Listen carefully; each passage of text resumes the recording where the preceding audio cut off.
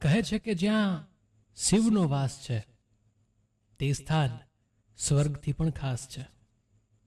નમસ્કાર મિત્રો, ફરીવાર આપ સૌનું એક નવા વિડીયોમાં હું મિલન દાણેધરી હાર્દિક સ્વાગત કરું છું.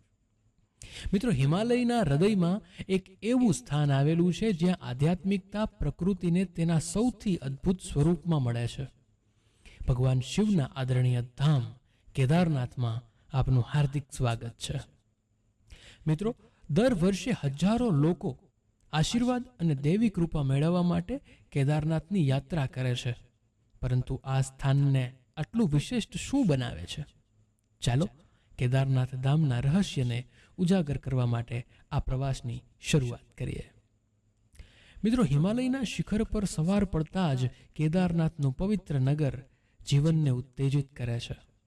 ચપળ પર્વતીય હવા તેની સાથે અપેક્ષાની ભાવના વહન કરે છે, કારણ કે ભક્તો પૂજા અને તીર્થયાત્રાના બીજા દિવસની શરૂઆત કરે છે.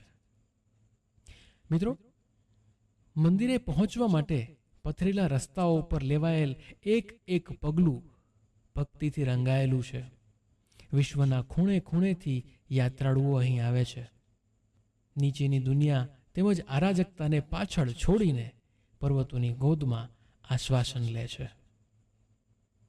મિત્રો, કેદારનાથ એ ચારધામ યાત્રાનો એક અભિન્ન ભાગ છે. એક યાત્રા જે ભગવાન વિષ્ણુ અને ભગવાન શિવ સાથે સંકળાયેલી છે.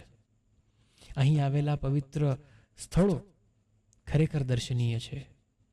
તે માત્ર ભૌતિક યાત્રા નથી, પરંતુ તે એક આધ્યાત્મિક પ્રવૃત્તિ છે જે આત્માને શુદ્ધ કરે છે.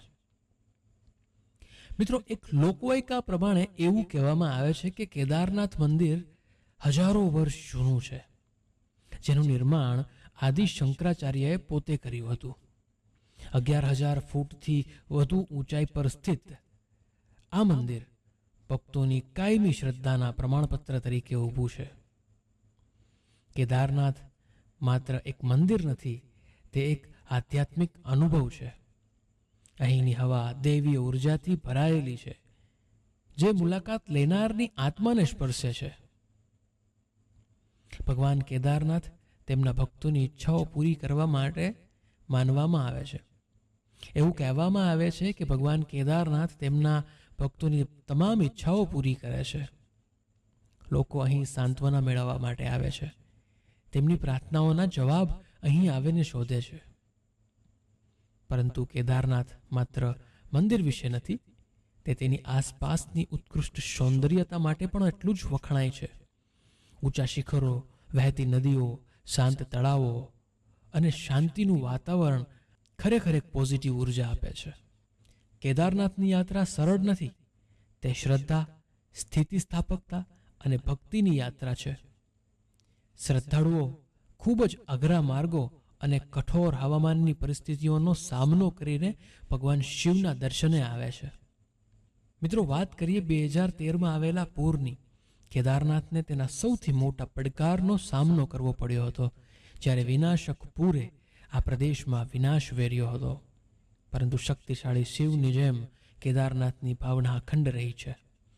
મંદિર અને નગર ખંડેરમાં ઊભા થઈ ગયા હતા, પરંતુ હવે પહેલા કરતાં વધુ મજબૂત છે. મિત્રો, પર્વતોની પાછળથી જ્યારે સૂર્યાસ્ત થાય છે ને, ત્યારે અહીંનું વાતાવરણ ખરેખર દૈવીય થઈ જાય છે, કેમ કે ત્યાંના વાતાવરણમાં ઘંટનાદ સંભળાય છે, મંત્રોના અવાજો સંભળાય છે. કેદારનાથમાં સાંજની આરતી એ ખરેખર એક અનેરો નજારો છે, જે માણસ અને પરમાત્મા વચ્ચે એક દૈવીય સંવાદ ઊભો કરે છે.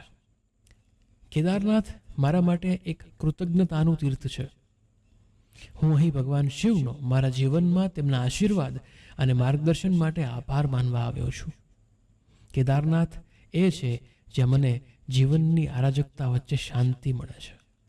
આ એક એવી જગ્યા છે જ્યાં હું મારા આંતરિક સ્વ સાથે જોડાઈ શકું છું અને જીવનના પ્રશ્નોના જવાબ શોધી શકું છું.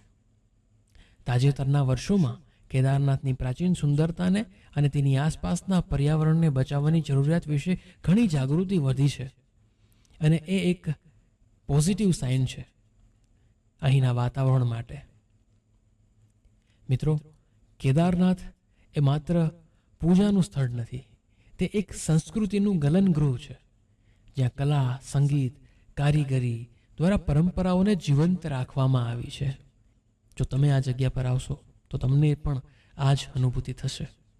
આશા છે કે આ એક કેદારનાથની વાત, કેદારનાથનો વિડીયો આપણને ખૂબ જ ગમ્યો હશે. જો વિડીયો ગમ્યો હોય તો લોકો સાથે શેર કરજો. Thank you. ફરી મળીશું નવા વિડીયોમાં.